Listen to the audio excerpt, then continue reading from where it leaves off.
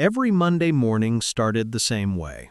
The sun would rise over the quiet cul-de-sac, sprinklers hissing softly across the green lawns, and I'd step outside with my coffee. But then, like clockwork, I'd see it, my trash can lying on its side, cracked, dirty, sometimes halfway down the street. At first I thought it was an accident, maybe the wind, maybe kids messing around. I replaced it once, then twice. I even painted my house number on the lid, hoping whoever kept doing it would stop. But the next Monday, it happened again. Same spot, same damage, same quiet street pretending nothing was wrong. I started to feel like the joke was on me. No one else's cans were touched, just mine. I kept wondering, why me? One morning, I decided to check the footage from the small camera on my porch. What I saw made my stomach twist. It wasn't kids. It wasn't the wind.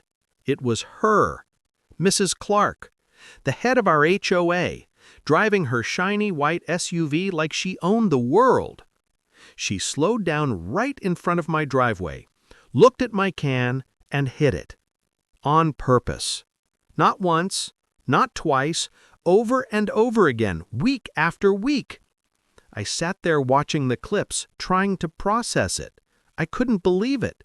This woman was supposed to keep the neighborhood peaceful. Instead, she was terrorizing it, or at least me. When I saw her the next morning, she waved like nothing had happened. Her perfect smile, her gold bracelet shining in the sun. I walked toward her. "Hey, I think you hit my trash can." She laughed. "Oh, that? Maybe you should follow HOA placement rules. It was too close to the road." I tried to stay calm. "It's exactly where the rule book says it should be." She gave me that look, the one people give when they think they're untouchable. "Well, maybe you should read it again." Then she got in her SUV, slammed the door, and drove off. That laugh stayed in my head all day. It wasn't about trash cans. It was about power. She liked the feeling of control, the kind you can't write in the HOA manual, but everyone feels. By the fourth week, the sound of her tires rolling down the street made my chest tighten.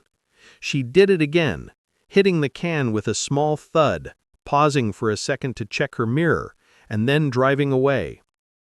That night, I sat in my garage, staring at the broken plastic. I realized something simple but sharp. She wanted me angry. She wanted me to react, to yell, to break a rule, to give her a reason to fine me or embarrass me in front of everyone. So I didn't. Instead, I cleaned up quietly. No shouting, no complaining. I stood there with the hose running and the water pooling around my shoes, pretending it didn't bother me. But inside, I made a decision. I wasn't going to play her game. I was going to write my own. I started thinking about people like her, the ones who use small power to make others feel small.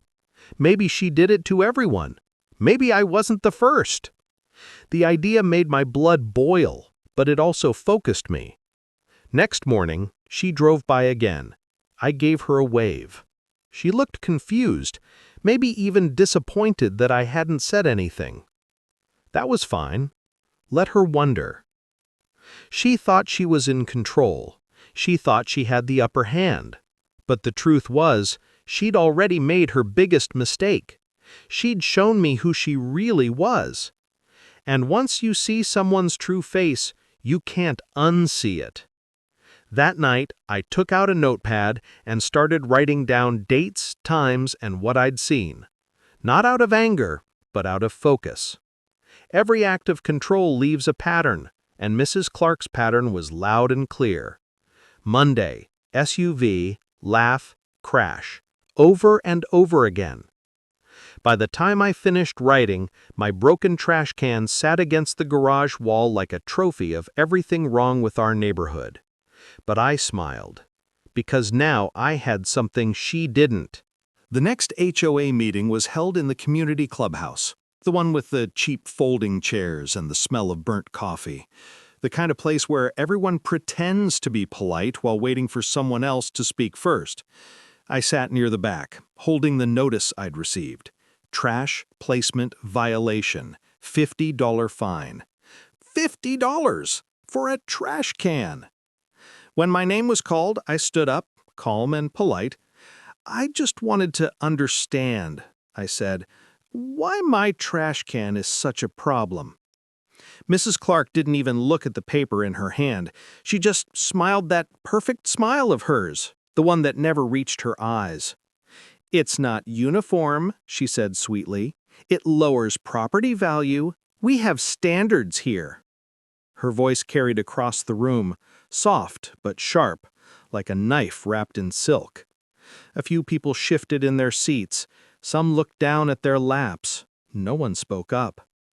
"So," I asked, "am I the only one breaking this rule?" She tapped her pen on the table and gave a slow shake of her head. "Rules are rules. If everyone followed them, we wouldn't have problems." Then she signed the paper, dropped it on the table, and smiled again. That smile said it all. This wasn't about cleanliness or community. It was about control. No one else dared to question her. The board members looked away. A man in the corner cleared his throat. Someone tried to change the subject to lawn height. Just like that, the meeting moved on, as if my question had never been asked. When it ended, people filed out quietly, avoiding eye contact. Mrs. Clark walked past me, her perfume strong and sweet. She stopped just long enough to whisper, "Try keeping your trash can closer to your garage next time." Then she kept walking.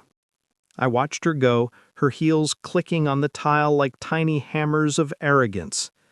That night, I came home and found the same scene waiting for me. My trash can on its side, lid broken, trash spilling across the curb. The streetlight reflected off the crushed plastic. The same tire marks ran straight through it. Same SUV, same laugh echoing in my head. For a few seconds, I just stood there, staring. The air was still, quiet, heavy. I could feel my heartbeat in my throat, the weight of every unfair thing she'd done pressing down on me. I wanted to yell. I wanted to drag that broken can to her doorstep and dump it right there on her perfect lawn. But I didn't. Instead, I smiled. It wasn't the smile of someone defeated. It was the kind of smile that comes when you finally stop reacting, when anger turns into focus. Because that night, I understood something about power. People like Mrs. Clark don't actually have it. They borrow it from the silence of others. And when that silence breaks, everything they built starts to shake. So I didn't fix the trash can right away. I left it there until morning. Let everyone see it. Let them wonder why it kept happening. Let her think she'd won again. But deep down, I'd already started planning how to turn her own rules against her. You can't fight someone like Mrs. Clark with shouting or anger. You have to fight her in her own language, calm, patient, by the book. She used the HOA to control people. I was about to use the HOA to free them. The next morning when I saw her SUV drive past, she didn't even look my way. She thought it was over. She thought I'd given up. But she didn't know that behind my front door sat a stack of notes, dates, and pictures. Proof. Every petty fine, every violation letter, every piece of her hypocrisy waiting to be exposed. It wasn't about a trash can anymore. It was about respect, something she'd taken for granted for too long. And as I watched her car disappear around the corner, I whispered to myself, "You wanted a fight, Mrs. Clark? Now you've got one." The wind rustled through the trees, and for the first time in weeks, I felt calm. Because the real game had just begun. I read the HOA rulebook like it was a map, page by page, line by line. I wrote notes in a small notebook, every rule, every fee, every deadline. I wanted to know how the rules worked and where they could be used. I wanted to see if she followed them like she said others must. I took pictures of every neighbor's trash cans, old cans, new cans, green ones, blue ones, tall ones, short ones. I made a file of photos and dates. I wrote down times and addresses. I marked which cans were the same as mine and which were different. I did it quietly, like a person taking care of a garden. At night, I watched the street from my window. I learned her route. I watched her light come on in the house. I watched her car leave and come back. I saw her slow down at some driveways and speed by others. It was like watching a pattern appear in the dark. The first time I asked, she said the rules protect the neighborhood. The second time she finds someone, I saw her smile. That smile told me everything. She liked having the rule book in her hands. She liked picking who followed them. I started a small folder, paper and pictures and printed emails. I collected every fine she gave me and others. I printed the HOA minutes from the last year. I copied the form she used to send warnings. I wrote down the names of neighbors who had been fined. I did not tell anyone what I was doing. I wanted proof before I opened my mouth. People are quick to judge. I was not. I would show facts, not feelings. I also learned about the review board process. I read the section about appeals. It had steps and deadlines and a small form.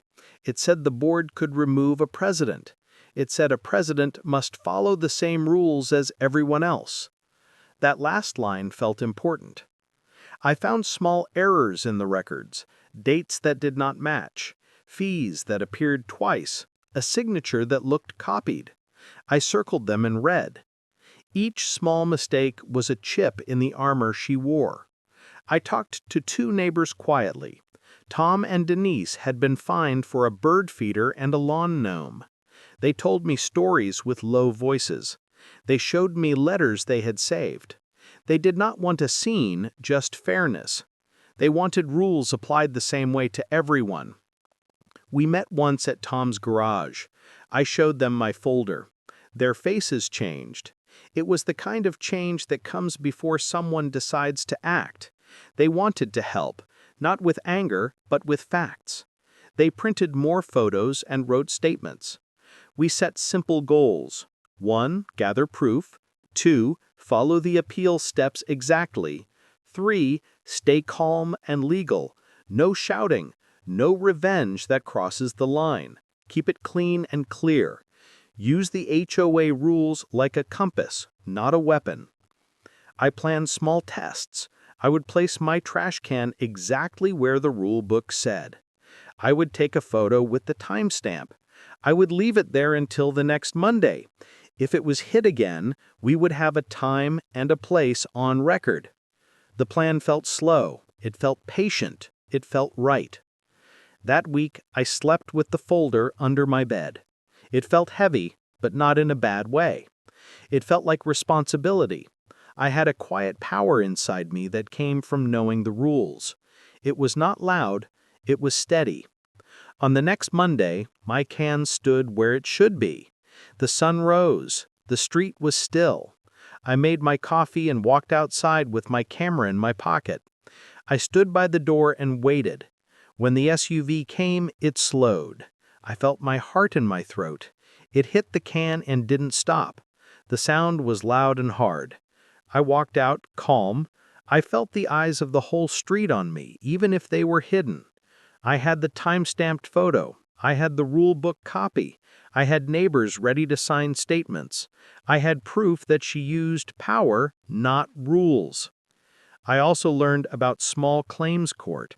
It was simple and low cost. You did not need a big lawyer for small matters. That made holding someone to account feel possible. I wrote down filing steps and small fees. We practiced our statements. We spoke clearly and calmly. We wrote dates and facts so no one could argue them. The goal was to make our case plain and hard to fight. Night after night, the folder grew. My confidence grew with it. I trusted the rules and steady work of truth. Now I waited for the right moment to act. I had clear proof. Weeks passed and the small things turned sharp. Notes started showing up in my mailbox like paper knives. One said my paint color was too light. Another said my lawn was too long. The next complained my mailbox leaned a little left. Every letter carried the same cold signature, Mrs. Clark's. The rules read like scripture to her, and she quoted them like commandments. Each fine felt less about rules and more about control. Neighbors began whispering. On morning walks, they'd glance at my house, then look away. A woman crossing the street whispered that Mrs. Clark liked to make examples. Her voice dropped low, as if saying her name could bring trouble. I nodded and kept quiet. Each afternoon, Mrs. Clark's SUV crawled past my driveway. She'd slow down, smirk, and stare a little too long, like a cat watching a bird. Sometimes she'd stop, roll down her window, and pretend to inspect something. The message was clear. She wanted me to know she was in charge. I never took the bait. I didn't wave, didn't yell, didn't even look angry. I just worked. I trimmed the grass to regulation height. I edged the sidewalk straight. I washed my driveway until it looked brand new. After every chore, I snapped a photo with the date and time stamped clear. My yard became quiet-proof. Every blade of grass saying, "I followed your rules." At night, when another letter came, I opened it calmly. Complaint about a flower bed. Warning about a bird bath. A fine for nothing at all. I photographed each page, logged it, and dropped it into the growing folder. I wouldn't let her letters become the drumbeat that set my pace. The more she pushed, the clearer it became. She wasn't protecting property values, she was protecting her ego. Power makes people sloppy, and sloppy people leave trails. Tom, my neighbor, started helping. He slipped copies of his own warning letters under my door. Denise sent pictures of Mrs. Clark driving around at night, flashlight in hand, hunting for violations. They didn't want drama, they wanted fairness. Together we became quiet shadows doing calm work. I studied the rule book again. I found a section buried in the middle. No president may issue fines without board approval. That line felt like a small light in a long tunnel. So I copied every letter she'd signed alone. I labeled each one, printed the board minutes that showed no votes were taken, and added them to the folder. The stack grew heavy in my hands, but not in my mind. Facts have a calm weight. They don't rush you. Mrs. Clark kept pushing. One week she called the city, claiming my trash can blocked traffic. Another week she emailed the neighborhood, warning that she could remove items directly. The tone was loud and proud, the kind of power that only works if no one questions it. But I was already questioning everything. I caught her mistake when she sent a fine dated on the same day she'd posted herself on vacation. Another letter had no complainant listed. I marked each inconsistency in red ink. Each mark was a step toward her undoing. Then came the flyer. One Monday morning, people woke to see a bright yellow sign taped to a lamp post. Community standards will be strictly enforced. Her name sat bold at the bottom. Fear spread like fog down the street. People started talking again, but this time they weren't whispering about me. They were whispering about her. That afternoon, a man I barely knew knocked on my door, holding a cup of coffee and an old letter. "She fined me last summer for a garden statue," he said quietly. "I think you should have this." His voice carried something new. Courage. I added his letter to the folder. It was thick now, almost bursting. Inside it lived every lie, every overreach, every line she'd crossed. The process was slow, but it was steady. No yelling, no anger, just truth stacked on truth. And truth, once heavy enough, can't be ignored. The next time her SUV rolled past my driveway, I didn't even glance up. She smirked like she always did, but something inside me had shifted. She still thought I was a quiet man collecting photos. She didn't know I was building something stronger, a wall of evidence even she couldn't climb. That evening, I placed the newest photo in the folder and shut it with a soft click. The sound felt final, like a door closing on her false sense of control. A knock echoed at my front door. It was Tom. His eyes were serious but calm. He said quietly, "There's going to be an emergency meeting. People are talking. They want answers." For a long moment we just stood there in the doorway, both of us knowing what that meant. The slow, patient work was about to reach its moment. I looked down at the folder in my hands, then back up at him, and nodded. The silence that followed wasn't fear, it was focus. The game had shifted, and this time the noise would come from her side of the table. The next HOA meeting felt different. The air was thick, like everyone knew something, but no one wanted to say it out loud. I sat near the back again, the same chair as before. Mrs. Clark sat at the front, smiling like she owned every brick of the clubhouse. She talked about order, cleanliness, and community pride. But the room felt cold. People were tired. They just didn't know how to show it. After the meeting, a man and a woman waited for me by the door. Tom and Denise. I'd seen them before, quiet faces who always nodded politely but never spoke during meetings. Tom looked nervous. Denise looked angry in a quiet kind of way. Tom spoke first. "You've been getting those letters too, right?" I nodded. He handed me a folded paper. It was a violation notice. Bird feeder, visible from the street. A $50 fine. I looked at the date. The same week I'd been fined for my trash can. Denise pulled out her phone and showed me a picture, a photo of her own fine. Bike left in driveway for more than 6 hours. $50 again. "She patrols the neighborhood," Denise said softly. "Every morning, sometimes after dark." I looked at both of them and smiled a little. "She's not protecting property values," I said. "She's protecting her pride." We stood there in the parking lot, under the streetlight, quiet for a moment. Then Tom said, "Maybe it's time we protect ours." That's how it started.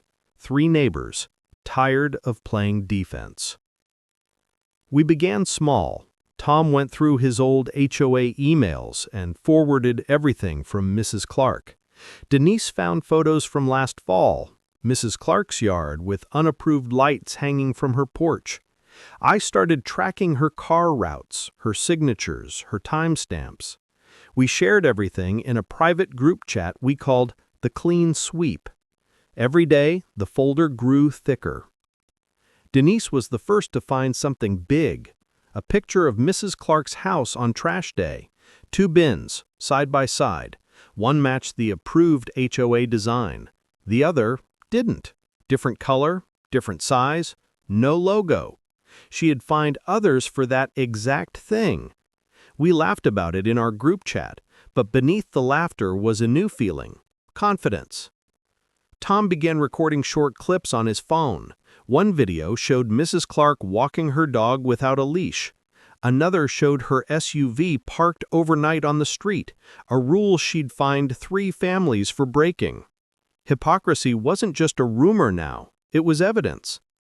Late at night, we'd share updates. Tom would message, "Got another one." Denise would drop photos of rule violations with timestamps. I'd catalog it all neatly into the folder. It wasn't revenge. Not yet. It was justice in progress. Quiet, patient, undeniable. The more we worked, the more the neighborhood changed. People who once looked down when Mrs. Clark passed now whispered to each other in driveways. Someone even printed her last HOA notice and pinned it to the bulletin board with red ink circles around her contradictions. I kept collecting, staying silent. If power liked attention, then silence would be my weapon. At one point, Denise asked, "What's the plan when we've got enough?" I said simple. We follow the rules better than she ever did. We use her own system to expose her. She smiled. the kind of smile that carried both relief and disbelief. "So we fight her with her own rule book?" "Exactly," I said. "We won't raise our voices. We'll just raise proof." It became our quiet routine. Every morning, I'd take a walk through the neighborhood, pretending to check my mail or water the plants. In truth, I was watching patterns: who she visited, where she stopped, what she noted. Sometimes she'd glance my way, suspicious, but she couldn't accuse me of anything. I was playing her game perfectly. Then one morning, she made a mistake. Her SUV was parked half on the sidewalk, something she'd fined others for doing. Tom caught it on camera. The timestamp matched a post she'd made online about patrolling the neighborhood. I almost felt sorry for her. Almost. By the end of that week, our folder had become a small book of her double standards. Everything labeled, dated, verified. Photos, videos, emails. A paper trail strong enough to break her walls of confidence. Denise suggested we take it straight to the review board. Tom wanted to wait for something bigger, something she couldn't explain away. I agreed. "When she tries to strike again," I said, "we'll be ready. Let her write her own downfall." The next HOA meeting came faster than expected. She started it by announcing a renewed commitment to order, her words for more control. But as she spoke, I noticed something new. People weren't nodding anymore. They were watching her the way you watch a storm that's already lost its power. That night, our group chat was buzzing.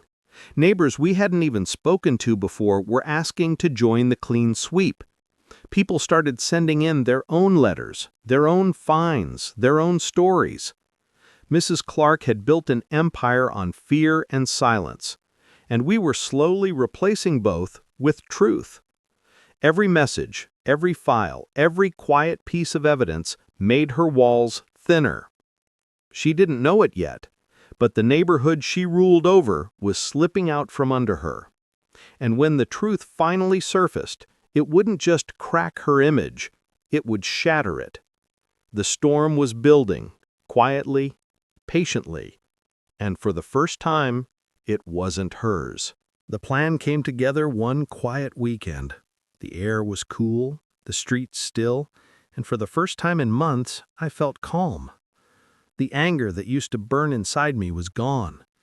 In its place was something sharper: focus. I stood in my garage looking at the broken remains of my old trash can. The plastic was cracked and warped, the side dented from her constant hits. I ran my hand across the jagged edge and smiled. If Mrs. Clark wanted to play games, then she'd finally get one she couldn't win. That afternoon, I drove to a supply store outside town. I bought a bag of quick-dry concrete, a few sheets of rebar, and a new plastic trash can that looked just like the old one. Same size, same color, but this one would be different on the inside. I spent hours mixing and pouring, layer by layer, filling the shell with solid concrete. When it was done, the can looked normal, but it weighed nearly 200 pounds. It wasn't a trash can anymore. It was a lesson waiting to be delivered. The next morning came with more than sunlight. It came with sirens. A black and white patrol car rolled slowly down our quiet street, stopping right in front of my house. I stepped outside, calm as ever, coffee in hand. Mrs. Clark stood on the sidewalk beside her SUV, waving her arms like she was leaving a protest. She saw me and shouted, "He did this on purpose! He placed an obstruction!" Her voice cracked, sharp and desperate. The officer looked at her, then at me. "Morning," he said. "Got a complaint here about some property damage." I nodded and pointed toward the still-standing trash can, sitting perfectly where it always had. "Morning, officer. You'll want to see this." I pulled out my phone and opened the video from the hidden camera. The clip played clear as daylight. Mrs. Clark's car slowing, then slamming into the can. The sound of the crash filled the air again, followed by her shocked face frozen in the frame. The officer tried to hold in a laugh but couldn't. "Ma'am," he said, Your car hit his trash can, not the other way around. Mrs. Clark's face flushed red. He filled it with something. It's not normal. It's dangerous. The officer crouched beside it, knocked on the side, and shrugged. Seems like a normal can to me. He's allowed to have it right here, per HOA guidelines. Looks like you're the one who broke the rule. She stammered something about community safety, but it was too late. The truth was standing right there, dented bumper and all. I stayed quiet, just listening. The officer handed her a small slip. "You'll need to file this with your insurance, ma'am. Nothing criminal here." That was it. No warnings for me, no lectures. Just a short, simple moment that said more than words ever could. She glared at me as the officer drove away, her mouth twisted into something between anger and fear. "You think this is over?" she hissed. I smiled. "I think it just started catching up to you." She stormed off, heels clicking fast against the pavement. By afternoon, the story had already spread through the neighborhood. Someone had seen the police, someone else had filmed part of the scene from across the street. Within hours, every front porch knew the truth. Mrs. Clark had hit my trash can, blamed me, and lost. It started small, whispers on the morning walks. "Did you hear what happened? She called the cops over her own mistake." Then the whispers turned into laughter. Someone shared the video clip in the neighborhood group chat. The sound of the crash and the look on her face played again and again. People who used to fear her started joking in texts and emails. Her name became the punchline to her own rules. A man who'd once been fined for his lawn decorations told me, "Guess the rule book finally bit back, huh?" I just smiled. It's funny how rules work better when they apply to everyone. Mrs. Clark tried to save face. She sent out a community email that afternoon. It was long and full of excuses about miscommunication, unverified claims, and unfortunate events. But people weren't buying it anymore. The video had done what no argument ever could. It showed the truth in plain sight. And once people saw it, they couldn't unsee it. By the next HOA meeting, the energy in the room had changed. The same faces that used to sit silent now looked straight at her. No one clapped when she spoke. No one nodded. Her voice trembled as she read from her notes, trying to sound in control. Tom leaned over to me and whispered, "She's done. She just doesn't know it yet." And he was right. The woman who once ruled this street with letters and fines was now hiding behind them. She used to walk around with her clipboard like a queen with her crown. Now she walked faster, eyes darting around, pretending not to hear the laughter behind closed doors. Her power was slipping, and she could feel it. For months, she had been the voice everyone feared. Now she was the story everyone told. I didn't gloat, I didn't post online or show off the footage again. I didn't need to. The damage was done, not to her car, but to her reputation. She started avoiding me altogether. Her SUV crawled past my house slower each day, as if the sight of that concrete-filled can reminded her that she had finally met something she couldn't push over. One evening, while taking out the trash, I saw her walking her dog. She didn't look up, didn't wave, just crossed the street and hurried along. The same woman who once fined me for the color of my mailbox couldn't even meet my eyes. It wasn't revenge, it was balance. She had built her authority on fear, and when fear was gone, there was nothing left to hold her power together. As I closed my bin lid that night, I couldn't help but smile. The can stood tall, a little scratched, but stronger than ever. A quiet symbol of what happens when truth finally hits back. I knew this wasn't the end of it. People were still talking. The review board had received my complaint, and now they had proof of her actions.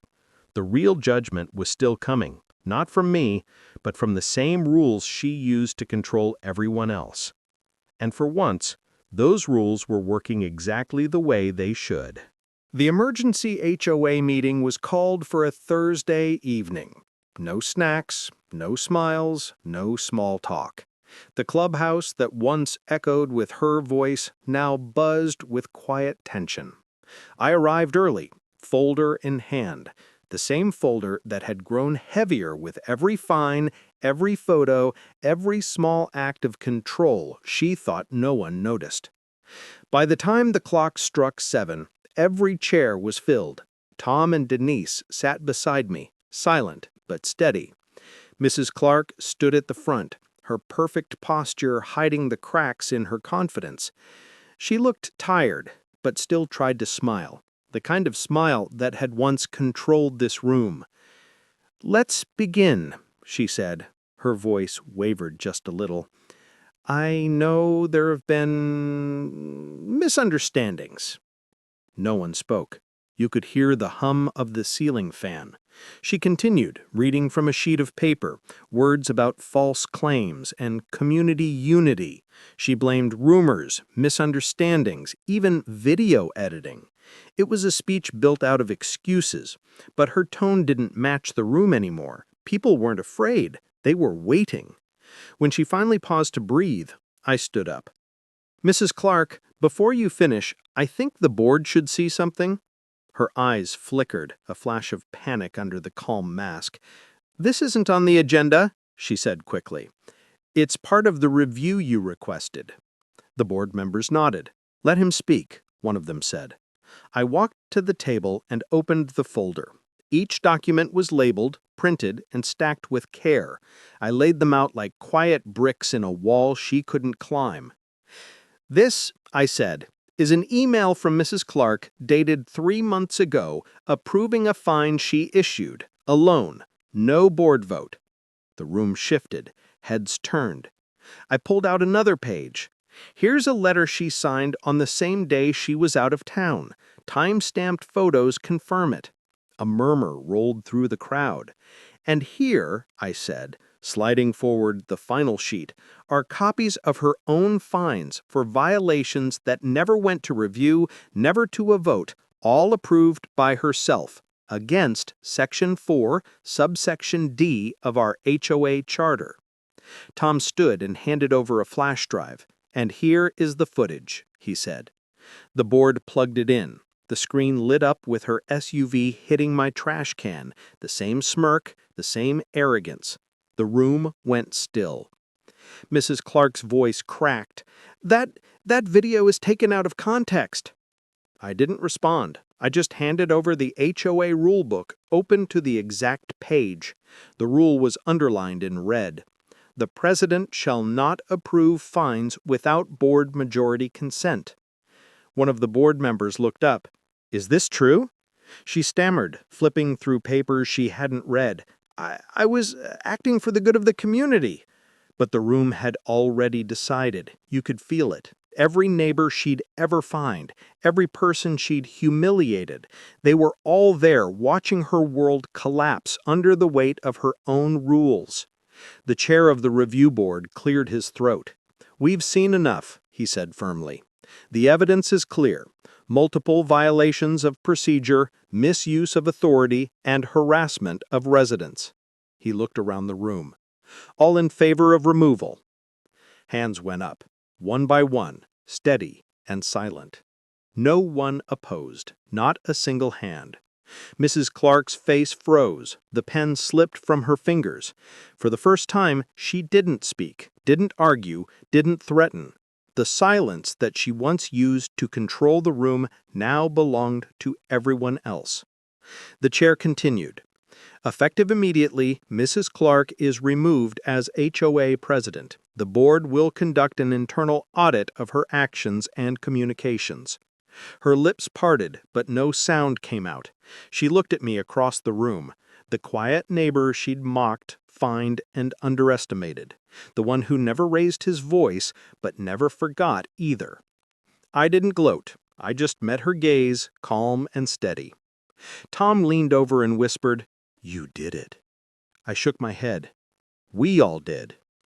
The meeting ended with a low buzz of voices, the sound of relief, of freedom returning to a place that had forgotten it. People came up to shake my hand, to thank me, to say they'd been waiting for this moment for years. Denise joined me on the steps. "What do you think she'll do now?" she asked. I looked toward the street, where Mrs. Clark's car sat crooked under the lamppost. "Maybe," I said softly, "she'll learn what it's like to follow her own rules." We both laughed, quiet but genuine. As the crowd slowly left, I took one last look back at the clubhouse, the same place where she once ruled by fear. Tonight, it had become something else, a place where truth had finally spoken louder than control. The board members waved goodnight. Tom patted my shoulder. For the first time in a long time, I felt the kind of peace that doesn't come from winning. It comes from knowing you never stooped low to fight dirty. You just stood tall until the truth did the rest. As I walked home, the street lights flickered gently, and a cool wind brushed across my face. The same wind that used to carry her SUV every morning now felt like it belonged to the whole neighborhood again. And behind her, her reign, her power, her fear, her endless control was gone. All it took was one quiet man, one folder of proof, and a trash can built from concrete and patience. The neighborhood was quieter now. The kind of quiet that felt earned. The kind that came after months of tension finally broke apart like a storm passing over. For the first time in a long while, people smiled when they walked their dogs.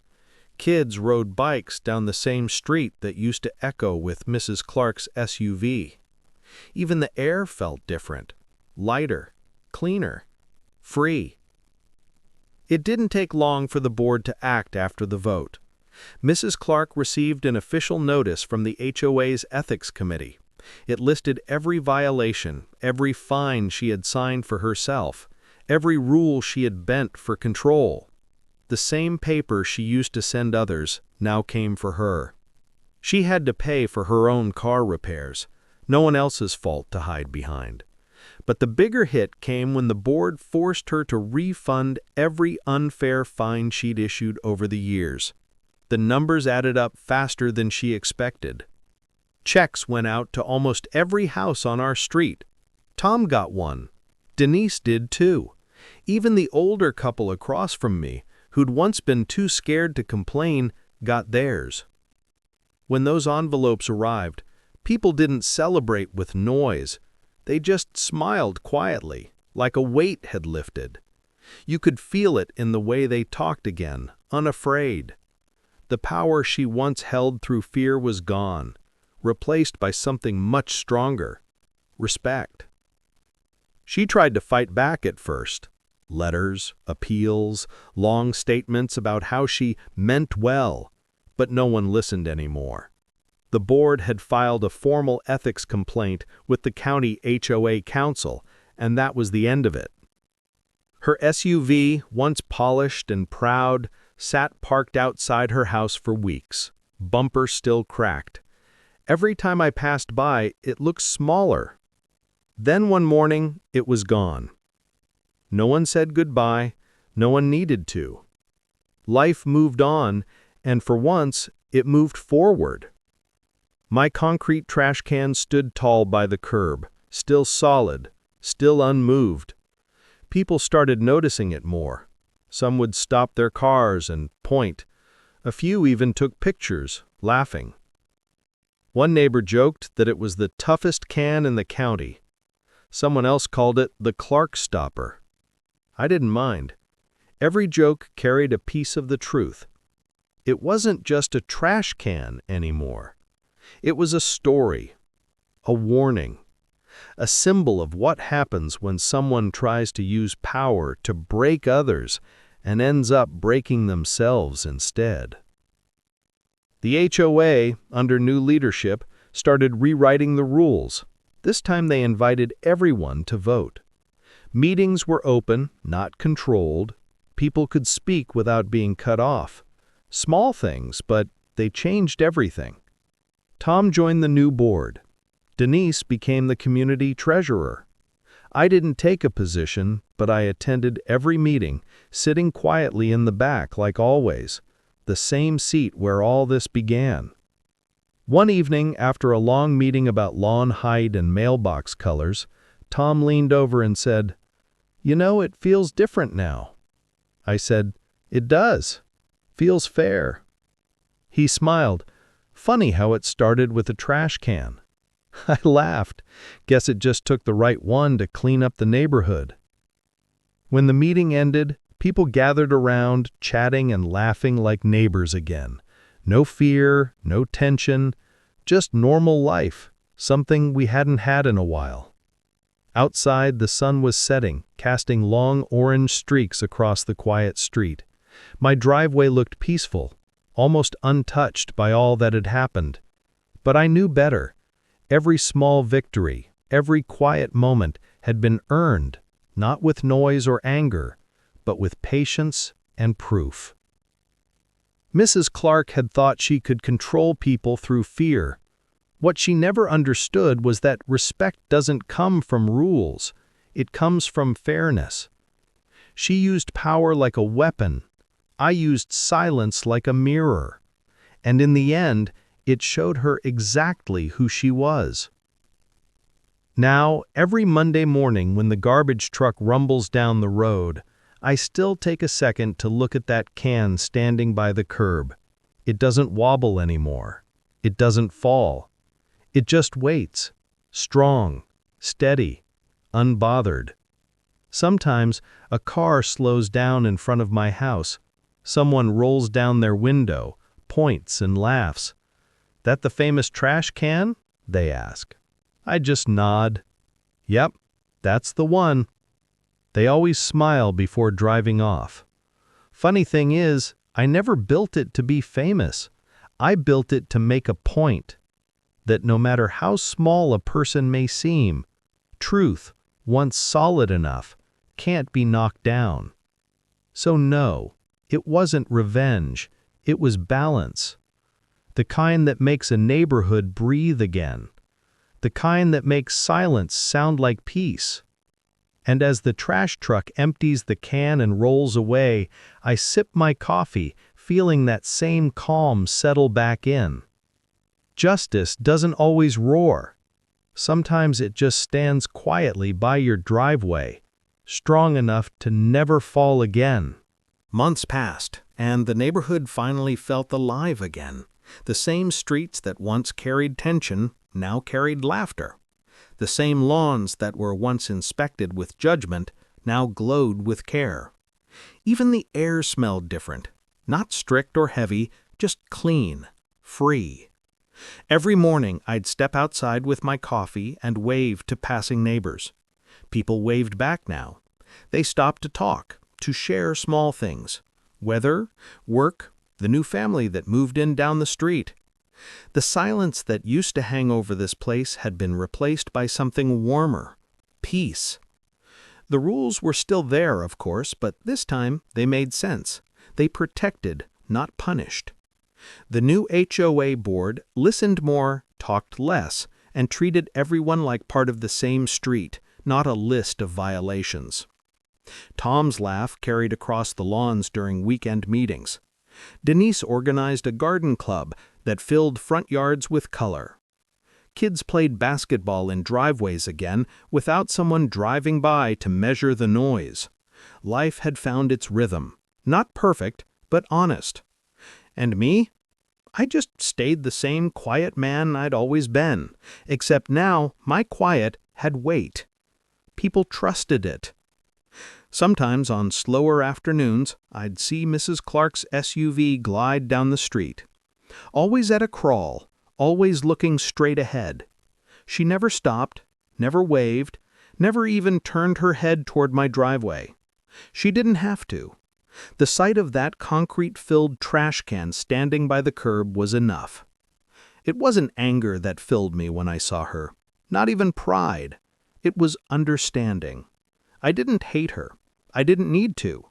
Hate is heavy, and I'd already carried enough of that. She had built her power out of fear. I had built mine out of patience. In the end, one lasted and the other didn't. One evening, while watering the lawn, I noticed her car slow down in front of my house again. For a second I thought she might stop, but then, just like always, She pressed the gas and kept going. The sunlight caught her window, and for a brief moment I saw her face. Tired, smaller somehow. I didn't feel victory. I felt closure. A voice came from across the street. "Hey, legend! The famous trash can still holding up?" Tom was smiling, a cup of lemonade in his hand. I laughed. "Stronger than ever." Denise waved from her porch. "You should give it a name." I thought for a second, then said, "How about balance?" They laughed and I laughed with them, because that's what it was. Balance. Not revenge, not payback. Just the simple peace that comes when things finally make sense again. Later that night, I sat on the porch watching the streetlights glow. The breeze carried the sound of sprinklers, crickets, and distant laughter. The kind of sounds you don't notice until they're gone. And when they come back, you realize how much you missed them. I thought about everything that had happened. The letters, the meetings, the silence, the moment she lost her power. And then I thought about how quiet it was now. Maybe that's how justice really works. It doesn't always roar or strike back hard. Sometimes it just stands steady, like a concrete trash can that refuses to fall, no matter how many times it's hit. Mrs. Clark's name still came up sometimes, usually as a joke, sometimes as a warning, but even those conversations faded as the months rolled by. The neighborhood learned something through her, that rules mean nothing if they aren't fair, and power means nothing without respect. The new HOA meetings were open and short, no speeches, no shouting, no fear. Just people agreeing, disagreeing, and laughing their way through small decisions that once felt like wars. It wasn't perfect, but perfection was never the goal. Peace was. And peace had come, not through anger, but through patience, through quiet truth that stood its ground until no one could ignore it anymore. Now every Monday when I wheel my can out to the curb, I take a second to run my hand along its rough side. The concrete underneath feels cool and solid. It's not just a bin anymore, it's a reminder that doing the right thing doesn't always mean fighting loud. Sometimes it means standing still, holding firm, and letting the truth do the talking. The neighborhood learned it, so did I. And maybe, somewhere down the line, Mrs. Clark did too. Because power isn't control, it's respect. And when you respect your home, your neighbors, and the quiet voice inside that says enough, justice always finds its path. The wind moved through the trees, carrying the smell of fresh grass and clean air. My porch light flickered on, soft and steady. The day ended like all good days do. Simple, peaceful, earned. I took one last look at the concrete trash can standing by the road, proud and silent, under the glow of the streetlight. It had started as defense. It ended as proof. Proof that even in the smallest corners of a neighborhood, fairness can win.